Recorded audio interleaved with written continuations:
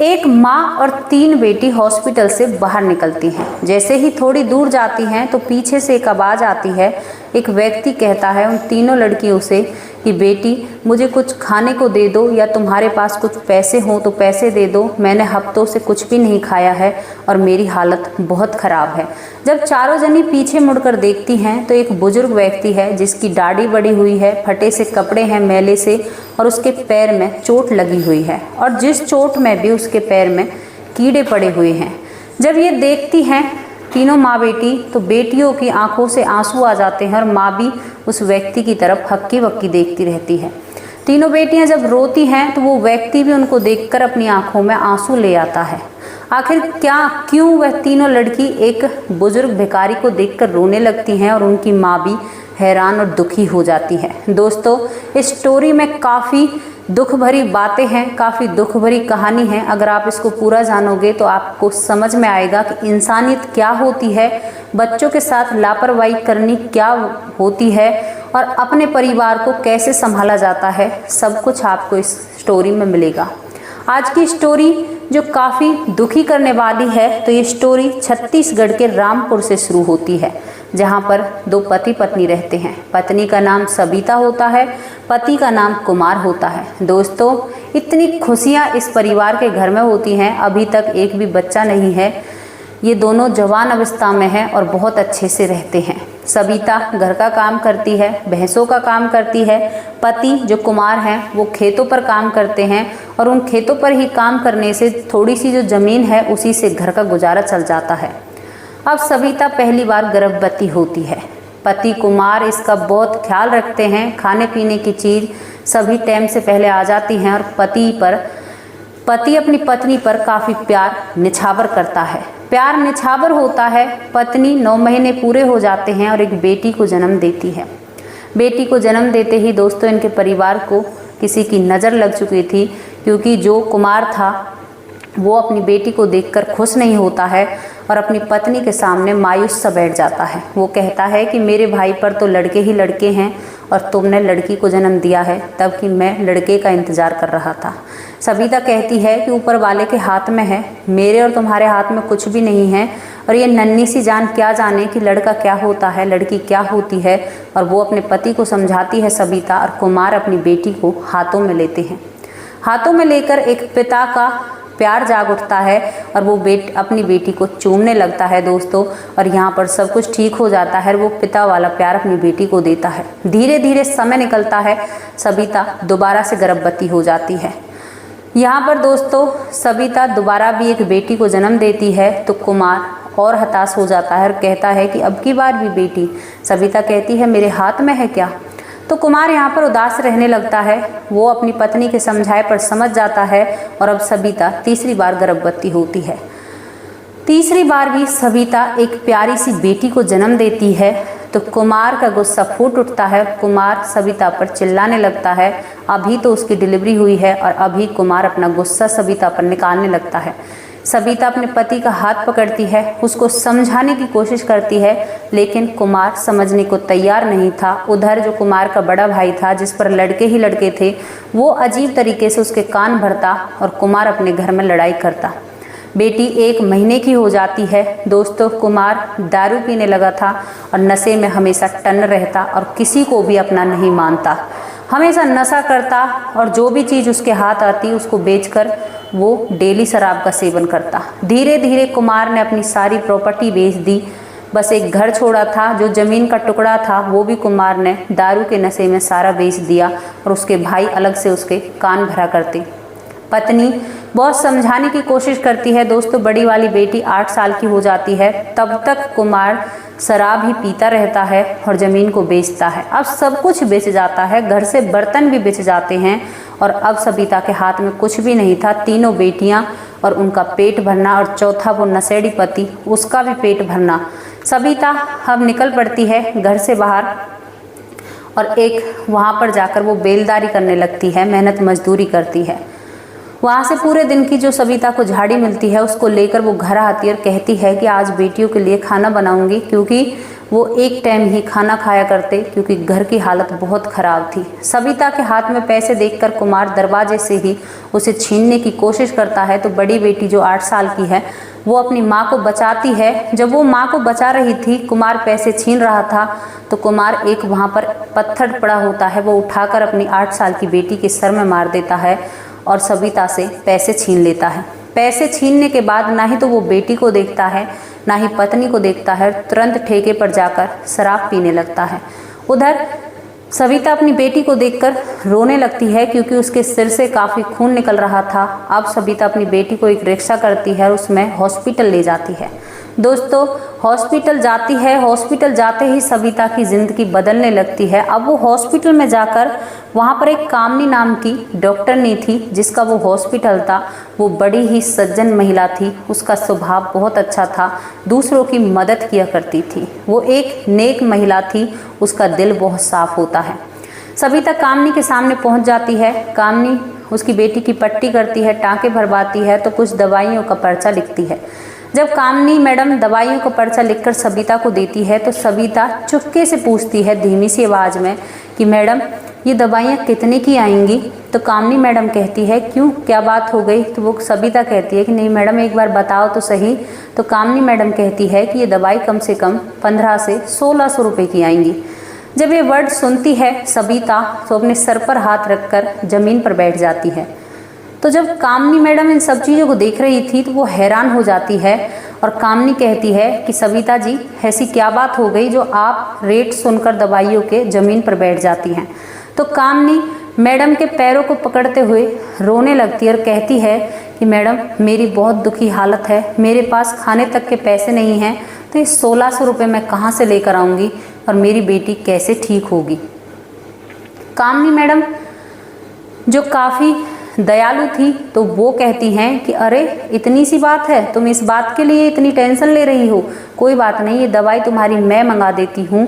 और कामनी मैडम जब यहाँ पर सविता अपने घर की हालत कामनी मैडम को बताती है तो तुरंत कामनी मैडम इस सविता के लिए अपने हॉस्पिटल में एक नौकरी तलाशती है, पानी पकड़ाने की और चीज़ मतलब हॉस्पिटल में साफ़ सफाई रखने वाले की नौकरी इस सविता को दे दी जाती है। जब कामनी नौकरी के बारे में सविता को बताती है तो सविता फूली नहीं समाती है और कामनी मैडम उसे नौकरी देती हुई उसके केबिन में, उसके कमरे में एक फ़ोटो लगा होता है जिस पर हार चढ़ा होता है, उसकी तरफ देखती है और मुस्कुराती है। अब सविता जल्दी जल्दी अपने घर का काम करती है और सुबह ही टाइम से अपनी नौकरी पर पहुंच जाती है और पूरे हॉस्पिटल को बिल्कुल चमका कर चकाचक रखती है। इन सब को देखकर कामनी मैडम काफ़ी खुश हो जाती है कि मैंने एक अच्छी महिला को अपने हॉस्पिटल में नौकरी पर रखा है। और कामनी मैडम उस फोटो को देखती और सविता को देखकर मुस्कुराती रहती। सविता इस बात को नोटिस करती है लेकिन पूछ नहीं पाती है क्योंकि भाई बड़ी मैडम है, ज़्यादा उनके सामने बोल नहीं सकते। अब जब दोनों में बातचीत, जब काम सभी पेशेंट निकल जाते हैं तो दोनों एक बार ज़रूर बैठकर बात किया करती हैं। तो सविता अपने घर के बारे में सभी बातों को बताती है। तो कामनी मैडम कहती है क्या तुमने अपनी बेटियों को पढ़ाया लिखाया, कहीं एडमिशन कराया है? तो सविता कहती है अरे मैडम कहाँ से इतने पैसे लेकर आऊँगी, उनको तो अब पढ़ाई को तो रहने ही दो, बस उनके हाथ पीले हो जाएं, इतने पैसे मैं कमा लूँ। तो यहाँ पर कामनी मैडम कहती है सविता से कि सविता मेरी बात ध्यान से सुनो, बेटियों को जितना उनका मन करे ना उतना पढ़ाना, सारा खर्चा मैं उठाऊंगी। और यहाँ पर कामनी मैडम सविता की तीनों बेटियों का खर्चा उठाने के लिए तैयार हो जाती है और उनका एक बढ़िया से स्कूल में एडमिशन कराती है। जब तीनों बेटियों का एडमिशन हो जाता है, कामनी मैडम ड्रेस भी लेकर उनके लिए आती है। तो सविता सुबह अपनी तीनों बेटियों को तैयार कर कर स्कूल छोड़ने के लिए जा ही रही थी, तभी उसका नशेड़ी पति उसके सामने आ जाता है। नशेड़ी पति सामने आता है कुमार। तो कुमार देखकर कहता है कि ये लड़कियां कहाँ जा रही हैं? तो सविता कहती है कि आज से ये पढ़ने जाएंगी। तो कुमार इस बात पर एक सवाल खड़ा करता है, कहता है कि इनको पढ़ने की क्या ज़रूरत है और इनको घर ही डालो, इनकी शादी हो जाएगी, जब होनी होगी तुम इसे स्कूल नहीं भेजोगी। तो यहाँ पर जो सविता होती है अपने पति के खिलाफ खड़ी हो जाती है और कहती है कि सुनो मेरी बात, मैं कमा रही हूँ, नौकरी कर रही हूँ और मैं अपनी बेटियों को पढ़ा लिखा कर एक बड़ी अफसर बनाऊंगी। यहाँ पर कुमार कहता है कि ना कहीं तुम्हारी बेटी किसी बड़ी पोस्ट पर या कहीं बड़ा काम करेंगी, इन्हें करने ही झाड़ू पोछा बर्तन है। जब ये ताहना एक पति अपनी पत्नी को मार रहा है अपनी बेटियों के प्रति, तो उसकी पत्नी की आंखों से आंसू आ जाते हैं और वो गुस्से गुस्से में अपने पति से कहती है कि देखना, तो एक दिन इनको मैं बड़ी पोस्ट पर बैठाऊंगी और ये इतने पैसे कमाएंगी कि तेरे जैसे इनके नीचे काम करेंगे। ये बातें कहकर कामनी और उस घर से निकल जाती है, क्योंकि वो कहता है कुमार कि अगर तुम इन लड़कियों को पढ़ाओगी तो मेरे घर में तुम्हारे लिए जगह नहीं है। और कामनी बस इसी पॉइंट के लिए तलाश रही थी और कामनी अपने घर जाती है और घर से पूरा सामान समेटकर हॉस्पिटल के पास ही एक कमरा ले लेती है ताकि उसे सुविधा भी हो जाए और उसकी बेटी भी पढ़ ले और नज़दीक से सब काम हो जाए। अब कामनी ये सब कुछ काम कर कर अपनी बेटियों को स्कूल पहुंचाकर और उस कमरे को, क्योंकि कामनी का कुछ ज़्यादा सामान था नहीं, दो जोड़ी का सामान उठाए और 3000 रुपये में हॉस्पिटल के पास एक कमरा लिया और उसमें चारों माँ बेटी रहने लग जाती हैं। कामनी हॉस्पिटल आती है, सारी बातें अपनी मैडम को बताती है। ज़मीन पर बैठकर, कभी मेज पर बैठकर वो बहुत ज़्यादा बतराया करती थी दोनों। तो मैडम सविता को देखकर, उस फोटो को देखकर हमेशा हंसती रहती थी। दोस्तों, समय निकलता है, बेटियां पढ़ जाती हैं, पढ़ लिख कर तीनों ही बेटी नर्सिंग स्टाफ में आ जाती हैं। एक बेटी जो उसकी ऊंची पोस्ट पर आती है डॉक्टर लाइन में, वो न्यूरोसर्जन बन जाती है क्योंकि वो बहुत अच्छे से पढ़ाई करती है। जब तीनों ही बेटी सक्षम हो जाती हैं तो तीनों अपनी नौकरियों की जो पहली तनख्वाह होती है उसे लेकर कामनी मैडम के पास पहुंच जाती हैं और उनके साथ उनकी माँ भी होती है।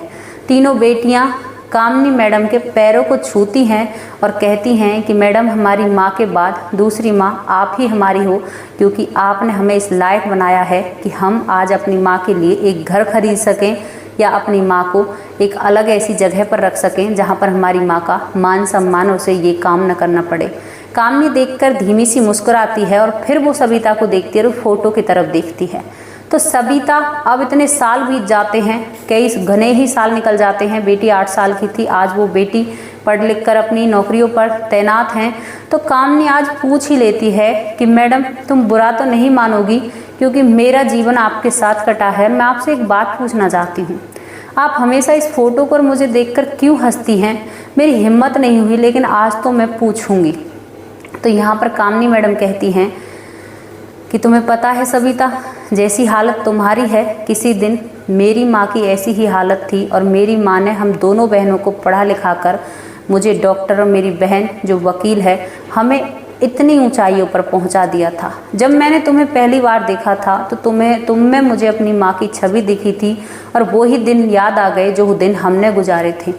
अब यहाँ पर तीनों लड़कियाँ बीच में बोलती हैं और कहती हैं कि कामनी मैडम जी, आपको जो भी चाहिए, आज हम आपको कुछ गिफ्ट देना चाहते हैं। तो कामनी कहती है कि मुझे तुमसे कोई गिफ्ट नहीं चाहिए, तुम मेरे बच्चे हो, तुम पढ़ लिख गए, मेरे लिए वही गिफ्ट है। अगर हाँ तुम ज़्यादा ही मुझसे कुछ मुझे देना चाहती हो तो एक चीज़ का वादा मुझे दो, अगर जैसे तुम्हारी माँ उस समय परेशानी में आई, ऐसे ही तुम्हारे सामने अगर कोई महिला परेशानी में आए तो तुम भी ऐसे ही साथ देना जैसे मैंने तुम्हारी माँ का साथ दिया था।